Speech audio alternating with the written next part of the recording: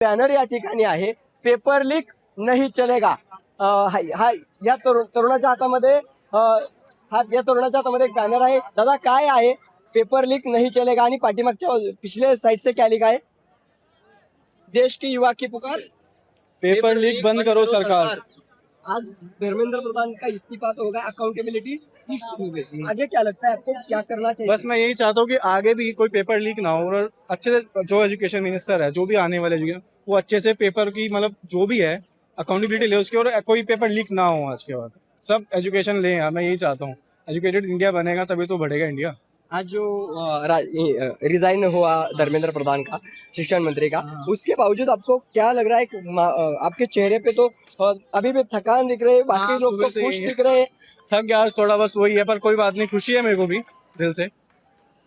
नक्कीच खुशी आहे आमच्या मनामध्ये. आम्ही चेहऱ्यावरती थकवा असला, कारण की साहजिक आहे, तब्बल 36 दिवस ही सगळी तरुणाई या ठिकाणी बसली तर चेहऱ्यावरती थकवा येणारच. पण या थकव्यानंतरही जो गुलाल त्यांनी उधळलेला आहे, फुलं उधळलेली आहेत, आनंद साजरा केलाय, तो खरंच भन्नाट आहे. हे म्हणजे विचार न करण्यासारख्या विचाराच्या पलीकडे हे सगळे. दीदी आपने क्या लिखा है?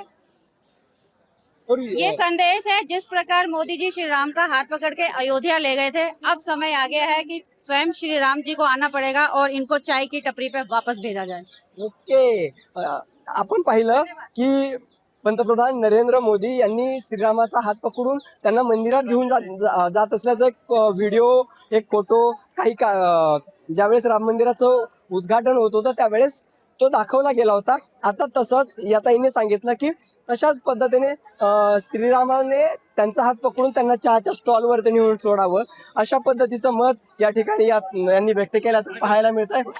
या ठिकाणी सगळे तरुणाई आहे, उत्साह आहे सगळ्यांच्या चेहऱ्यावरती, आनंद आहे, एक समाधान आहे.